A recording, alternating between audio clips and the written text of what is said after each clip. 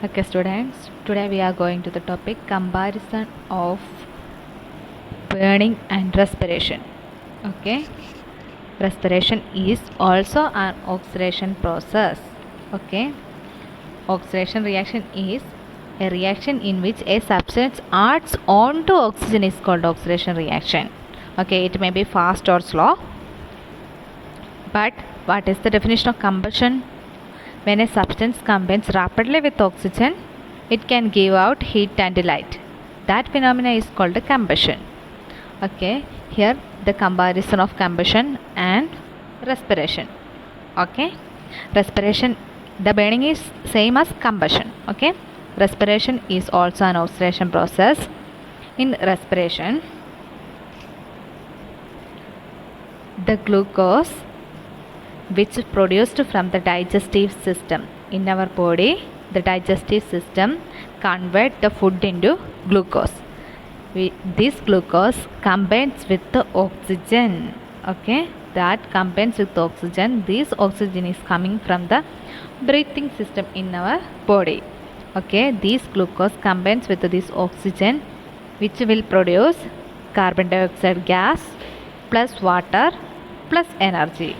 Actually, this carbon dioxide is waste product and this water is also waste product, and but the energy produced is very useful. Okay, and this is respiration. Okay, through burning and respiration are oxidation process, but they differ in many respects. Okay, what is burning? The burning is a reaction in which a fuel which react with the oxygen which combines to produce carbon dioxide, water and same as energy. Okay, here the difference is instead of glucose we can use fuel. This fuel which can combine with the oxygen to produce carbon dioxide and water. Okay, burning is a fast reaction but respiration is a slow reaction.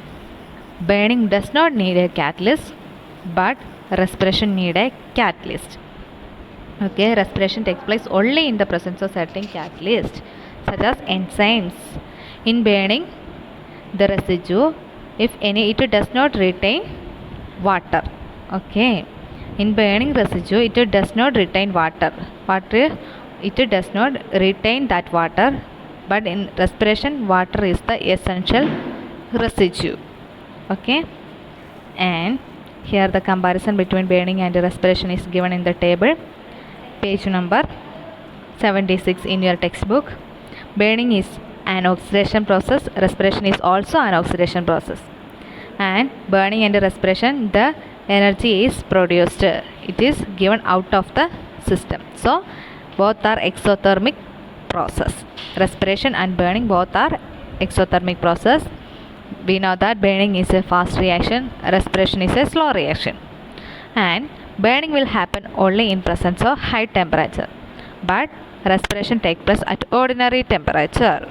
Okay, and burning does not need a catalyst, but respiration needs enzyme as catalyst. The residue left, if any, it does not contain water in burning. We know that if a substance is burned, the does not contain any water content. Okay, actually water is byproduct will produce, but in that system it does not contain any water. But in respiration, water is essential residue of respiration. Okay, here the glucose, the formula glucose is C6H12O6 which combines with oxygen to produce carbon dioxide, water and energy. Okay, next move on to the topic the combustion of non-metals. Many non-metals. What are the non-metals? Common examples for non-metals are hydrogen, carbon, sulfur and phosphorus. These are when ignited. Ignited means when heated, burn in oxygen to form their oxide. That are burn in oxygen to form their corresponding oxides. That is reaction of non-metals with oxygen. Some non-metals such as carbon and sulfur which can combine to form. This carbon combines with the oxygen to form carbon dioxide. This sulfur combines with the oxygen to form sulfur dioxide. That is non-metal oxides will produce. Non-metals are carbon, sulfur, hydrogen, okay, phosphorus, and their corresponding oxides will produce. Okay, hydrogen plus oxygen, which gives water vapor H2O, that is oxides of hydrogen, and carbon plus oxygen gives carbon dioxide, that is the oxide of carbon. Sulfur plus oxygen gives sulfur dioxide, that means oxides of sulfur. Okay, that is non-metal oxide will produce when ignited, means when heated. Okay, here you can see that carbon which combines with oxygen to produce carbon dioxide plus additional heat is the byproduct. What are the observations? It burns with a bright spark, okay. And phosphorus which combines with oxygen, phosphorus pentoxide will form. Pent means 5, so P2O5. Okay, it burns with a dazzling white flame. Observation is burns with a dazzling white flame. This column is not necessary, but you just listen these columns. Sulfur plus oxygen gives sulfur dioxide. Okay, these are the common best non-metals that react with oxygen to produce this type compounds. Okay, next, reaction of metals with the oxygen. The combustion of metals. Active metals. Some examples of active metals like sodium, calcium, magnesium. These are common examples for metals. These when ignited with the oxygen, when these metals combines with oxygen to produce metal oxides. These metal oxides have basic in nature. Look at this picture. Here, look at this equation. Magnesium which combines with oxygen to produce magnesium oxide. Magnesium is metal and metal oxide is produced. Sodium, calcium, magnesium, potassium, all these are metals which combines with oxygen. Sodium combines with oxygen to produce sodium oxide. Okay, it burns. Observation is brightly with a golden yellow flame. Burns brightly with a golden yellow flame. Calcium which combines with oxygen, calcium oxide will produce. It burns with a bright brick red flame. If we are applying that calcium on oxygen, that time brick red color will produce. Then we can identify that calcium is present there. Similarly, magnesium with combined with oxygen, it burns with a dazzling white flame. White flame will produce. Potassium plus oxygen combines to form potassium oxide. Okay, and the observation is not needed. Only the equations only you need. And here one example is given how we can find the oxide, that is iron when ignited. In this picture, burning of magnesium in oxygen. Burning of magnesium in oxygen when this magnesium ribbon is applying to this bottle. Okay, here this jar contain oxygen. When burning magnesium ribbon in presence of oxygen, the white salt particles will deposit in the sides of the wall. Okay, so we can identify that magnesium ribbon is burning. And similarly, iron when ignited burns in oxygen to form a black solid. Okay, which is a mixed oxide. Okay,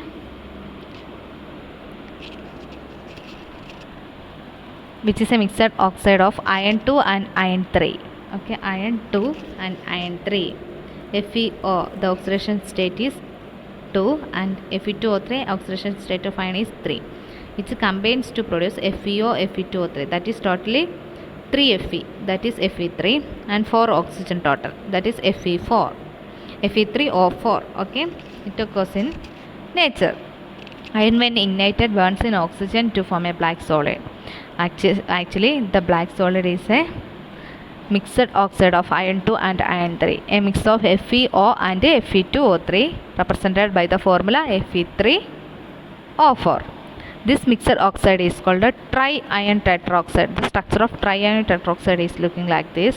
Tri-iron means 3 iron, 1, 2, 3, 3 iron, tri-iron, 4 oxygen is there. So tri-iron tetroxide. Okay, it is also called a ferric oxide, and this compound is black and it is magnetic. It is also called the magnetic oxide of iron. The property is magnetic. Iron plus oxygen gives tri-iron tetroxide. Iron plus oxygen gives tri-iron tetroxide, which is black in color.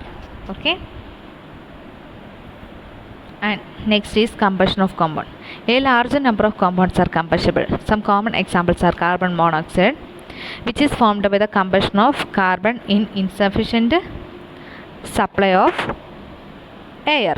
Okay, a large number of compounds are combustible. Here, carbon monoxide, which is formed by the combustion of carbon in an insufficient supply of air. When carbon combines with the oxygen, carbon monoxide is produced, and this compound is again ignited. That carbon monoxide, again one oxygen is added to this. Carbon monoxide means this CO, and when one additional oxygen is added to this and ignite, carbon dioxide, oxygen is added to this, mono will become di, carbon dioxide will produce. And compounds contain, what are organic compounds? Next is organic compounds and hydrocarbons. Compounds containing carbon, hydrogen, nitrogen, oxygen, all are called organic compounds. But hydrocarbon means that compound, that organic compound which contain only carbon and hydrogen. Look at this example, CH4, methane. This is the equation of methane, CH4, only carbon and hydrogen is there. So we can say that it is a hydrocarbon. Okay, that hydrocarbons are compounds that have capacity to combine with oxygen to produce carbon dioxide and water. Okay, in page number 77, some examples are given. Methane combines with oxygen, and ethane combines with oxygen, butane combines with oxygen, alcohol combines with oxygen, and acetone combines with oxygen. All these are combined with oxygen. The byproduct is carbon dioxide. Any organic compounds, okay, which combines with the oxygen to produce carbon dioxide. Methane, ethane, propane, butane, these are hydrocarbons. Only carbon and hydrogen are present. Look at this. CH4, carbon and hydrogen, C2H6, carbon and hydrogen, C3H8, carbon and hydrogen, okay, C4H10, carbon and hydrogen, which all are combined with oxygen to form carbon dioxide and water. Okay, and this is actually, it is not a hydrocarbon because oxygen is present here. Okay, it's an organic compound, but oxygen is present here. The alcohol combines with oxygen to produce carbon dioxide. Same product, carbon dioxide will produce. Similarly, acetone will combine with the water to produce carbon dioxide. Okay, same effect. Okay, next move on to the topic flammable substance. Okay, flammable substance is one which catches fire and burns easily. Okay, in our nature, okay, some petrol, diesel, these are some liquid form of flammable substance. If you are allowing a flame to near that substance, that will burn. Okay, that type substance are called flammable substance. They are classified into three types: gas, liquid, and solid. Actually, gas flammable substance are hydrogen, methane, butane. Three important substance. Liquid form alcohol, acetone, diesel, petrol. Solid, synthetic cloth. Synthetic cloth is a solid flammable substance. Okay, then change in mass on burning air. Change in mass on burning in air. Okay, this is the topic which we will given. For example, take a clean dry or clean crucible with a lid. Place 1 gram clean magnesium ribbon inside the crucible. Weigh, heat, cool, weigh. I will explain this in detail. This is the crucible with the lid, and this is the lid which can be used to close this here, and this is the here this is the clean and dry for clean crucible with the lid. Okay, we can place 1 gram of clean magnesium ribbon inside the crucible. Okay, firstly we can place 1 gram of clean magnesium ribbon inside the crucible, and then weigh it. By using a weighing machine, we can weigh its weight. Okay, that is the weight of the crucible, the weight of the magnesium, the weight of the lid. Okay, the lid, after that, after weighing, this crucible is allowed to heat in a Bunsen flame. Actually, this is the Bunsen flame. Okay, and magnesium burns in air with a dazzling light. We know that magnesium burns with oxygen to produce a dazzling light. And hold the lid with a pair of tongs. This is the tongs, which can be, this is a instrument used, this is a, it can be used to open the lid. We can take this lid, okay, hold the lid with we can hold the lid with this pair of tongs in such a way that neither air supply is stopped nor are any particle lost. You just listen. Don't stop the supply of air, and no any particle don't waste, don't lost. When the burning is complete, after the completion of this burning of magnesium, we can again weigh this machine, again weigh this crucible. At that time, the weight of crucible, weight of the heated substance, and weight of the lid, that is mass of the, firstly we weigh the mass of the crucible plus lid plus magnesium ribbon before burning. After burning, mass of the crucible plus lid plus burned product. B. First weight is A gram, second weight is B gram. B greater than A. Okay, we can say that the mass of the burned product is greater than that of the starting material. Thus, magnesium gains mass on burning. That they are simply explained. When a substance burns in air, it combines with oxygen. Hence, mass of the product must be greater than that of the substance which burns.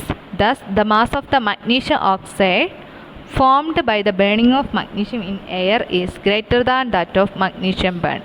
The product must be greater than that of the reactant. Firstly, the magnesium ribbon which are not burned, that have a weight A gram. After burning the magnesium, we get B weight. Actually, the burned product have extra mass. Okay, the mass of the burned product must be greater than that of the reactant. Next, move on to the topic rusting. Okay, you have learned that iron is not affected by dry air, but rust in moisture air. The slow conversion of iron into reddish brown hydrated iron 3 oxide by the action of moist air is known as rusting. That means the iron in our nature that combines with the moist air to produce a red brown product, that is Fe2O3, Fe2O3, XH2. Instead of N, in our text X is given. Actually, X or N we can use. XH2 is actually the number of water molecule. We can't find the exact number of water molecule. Actually, the rest iron Fe2O3 XH2O. That is the slow conversion of iron into a reddish brown hydrated iron 3 oxide by the action of moist air. The main important content is moist.